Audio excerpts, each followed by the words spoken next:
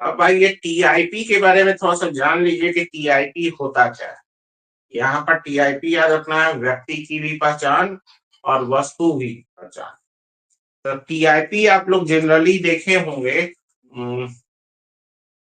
कि अगर मान लीजिए किसी एरिया में ऑफेंस हुआ, ठीक है, और हम क्या है वो ऑफेंस होते हुए देखे हैं और किसी ऐसे व्यक्ति को देखे ऑफेंस करते हुए जिसको कि पहले से हम नहीं पहचान। अगर पहले से पहचानते तो सीधा हम पुलिस में जाकर सीधा उसका नाम देते, पुलिस उसको पकड़ता और जो भी आगे मामला चलता।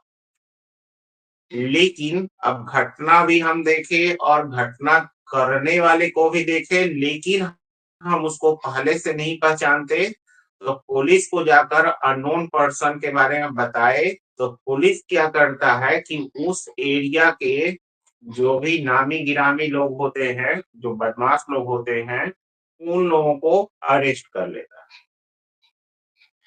और पुलिस उसके बाद हमको बुलाएगा और बोलेगा कि इनमें से पहचानिए कि इनमें से कौन सा व्यक्ति वो ऑफेंस कर रहा था।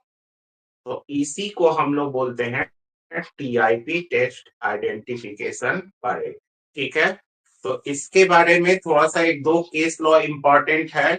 इसमें क्वेश्चन ये आता है कि किस सेक्शन के तहत रिलेवेंट है। दूसरा एक क्वेश्चन आता है कि टीआईपी किसके द्वारा करना चाहिए।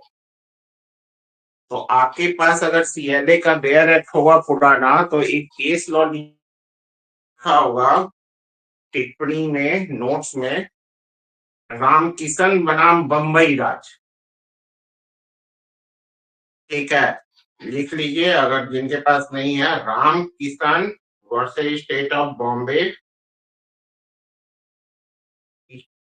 सुप्रीम कोर्ट का केस था। लिखिए कि कोई भी व्यक्ति शिनाख्त परीक्षण कर सकता है। एनी पर्सन में होल्ड आइडेंटिफिकेशन परेड।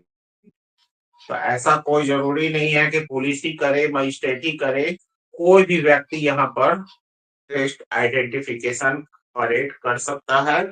ये किस केस में बोला गया? तो रामकिशन बनाम बम्बई राज।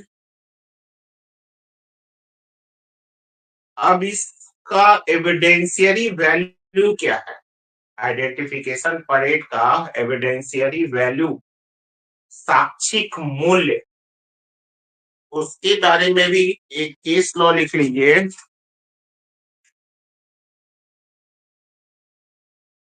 State of HP versus Lekhraj 2000 का ये केस था। साक्षिक मूल्य इसका, आइडेंटिफिकेशन परेड का एविडेंशियरी वैल्यू।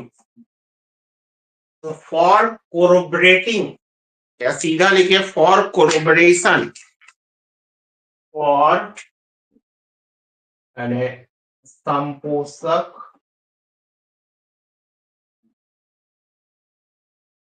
प्रयोजन के।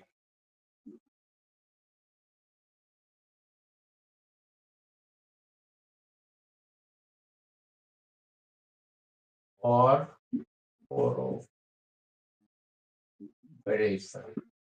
ठीक है।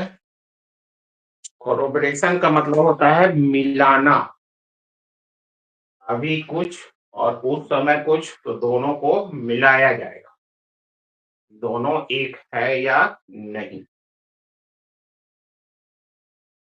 तो ये केस में बोला गया था कौन सा? State of HP versus Lekhraj के केस में ये जो आइडेंटिफिकेशन परेड होता है वो किस लिए होता है? तो for corroboration,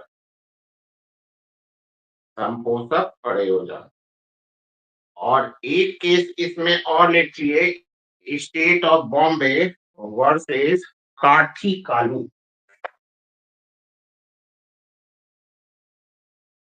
state of Bombay versus काठी कालू।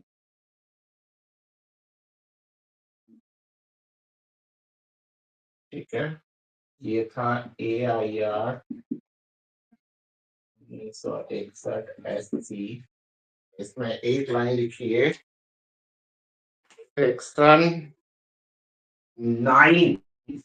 याद रखिएगा, जब भी बता दे हमेशा, जब भी केस लॉ में सेक्शन, अब जैसे लिखा हुआ है सेक्शन 9,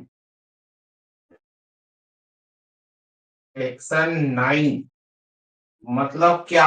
अब केस का बात तो हम चेंज नहीं कर सकते, तो सेक्शन 9 मतलब इंडियन एविडेंस एक्ट का 1872 का ये बात बोल रहा है। लेकिन आप क्या करेंगे, सेक्शन 9 लिखकर जो BSA का सेक्शन है, कौन सा सेक्शन हो गया है, 7, ठीक है। तो आप केस लॉ में सेक्शन चेंज नहीं करेंगे, सेक्शन वही लिखेंगे जो केस लॉ में लिखा हुआ है, लेकिन आप ब्रैकेट में क्या कर देंगे, नया वाला सेक्शन लिख देंगे, इससे क्लियर हो जाएगा, ठीक है। तो सेक्शन 9 इज कॉन्स्टिट्यूशनल, कॉन्स्टिट्यूशनल माने संवैधानिक है।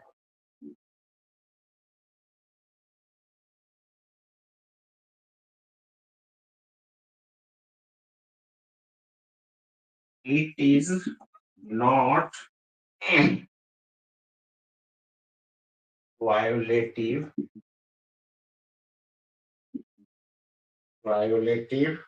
of Article 20 ब्रैकेट में लिखिए 3। यह अनुच्छेद 20(3) के उल्लंघन में नहीं है। किस केस में बोला गया, सेक्शन 9 को संवैधानिक, सेक्शन 9 माने BSA 7 को स्टेट ऑफ बॉम्बे वर्सेस काठी कालू, ठीक है।